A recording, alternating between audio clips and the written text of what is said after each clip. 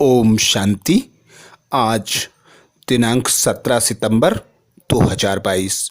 बाबा ने महावाक्य में हम बच्चों को जो वरदान दिया, वरदान का मनन कर उसका स्वरूप बनेंगे। बाबा वरदान में बोले, प्रवृत्ति में रहते लौकिकता से न्यारे रहे प्रभु का प्यार प्राप्त करने वाले, लगाओ मुक्त भाव। आज स्वयं भगवान निराकार पिता परमात्मा हम निराकार आत्माओं को लगाओ मुक्त भाव का वरदान देते। वरदान में बाबा कहते, प्रवृत्ति में रहते लौकिकता से न्यारे रहे, प्रभु का प्यार प्राप्त करने वाले, लगाओ मुक्त भाव। डिटेल में बाबा समझाते, प्रवृत्ति में रहते लक्ष्य रखो कि सेवा स्थान पर सेवा के लिए है। जहाँ भी रहते वहाँ का वातावरण सेवा स्थान जैसा हो।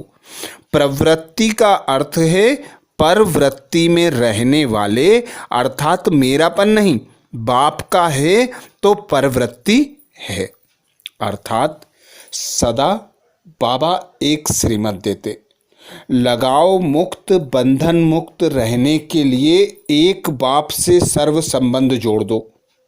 देह भान से न्यारे होकर खुद को देही अभिमानी अनुभव करो। अर्थात मैं आत्मा हूँ, मेरा पिता परमात्मा निराकार है, सर्व आत्माएं मेरी भाई हैं। जब हम इस स्मृति से इस देह में रहते हर कर्म सेवा अर्थ करेंगे, चाहे प्रवृत्ति में हो, चाहे लौकिक कार्य हो, चाहे अलौकिक कार्य हो, हर कार्य को बाबा कहते सेवा समझकर निमित्त होकर करो, तो कोई भी बंधन तुम्हें अपनी ओर आकर्षित नहीं करेगा। इसीलिए बाबा श्रीमत देते, घर गृहस्थ में रहते कमल फूल समान पवित्र न्यारे और एक बाप के प्यारे बनो। तो जितना जितना हम एक बाप से सर्व संबंधों की अनुभूति करते, सर्व प्राप्तियों की अनुभूति करते, एक बाप को अपना सब कुछ मान लेते, तो स्वतः ही देह के बंधन, देह के संबंध, सुख सुविधा के साधनों से हम न्यारे और प्यारे बन जाते। अर्थात कोई भी आकर्षण हमें अपनी ओर आकर्षित नहीं कर सकता।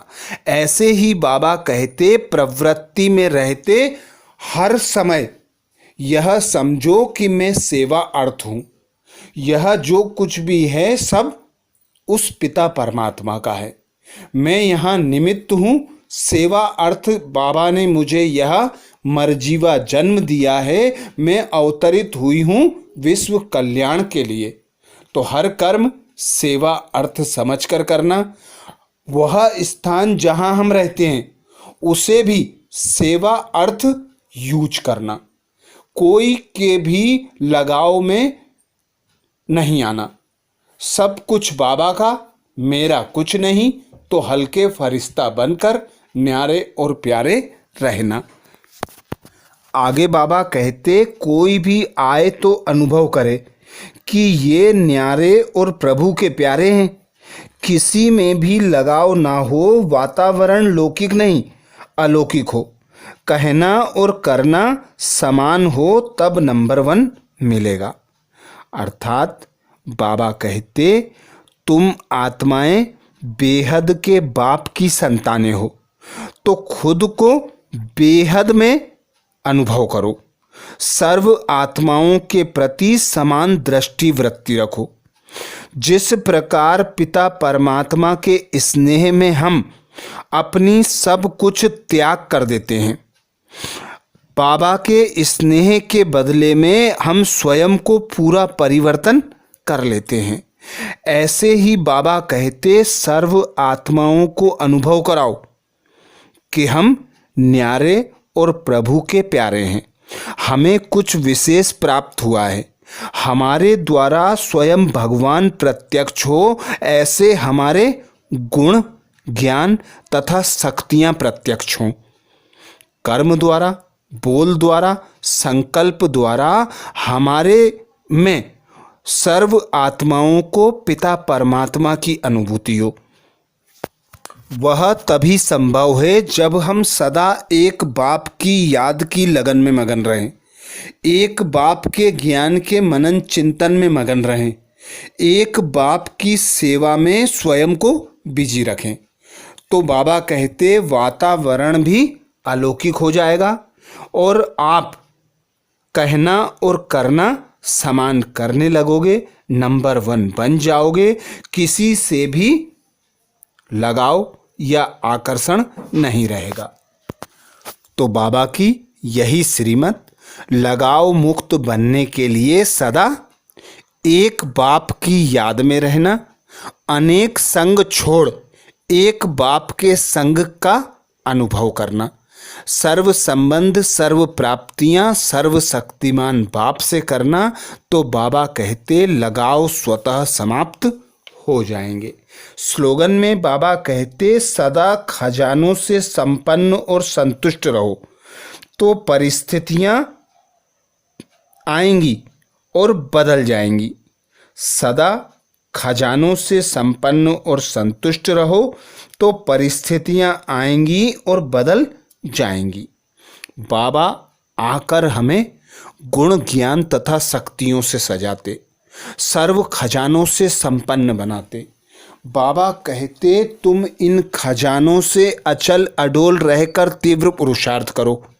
परिस्थितियां तो आनी हैं, ब्राह्मण जन्म में पेपर तो आना ही है, पर पेपर में विजय प्राप्त करने के लिए जो बाप से खजाने प्राप्त हुए हैं उन खजानों का यूज करो।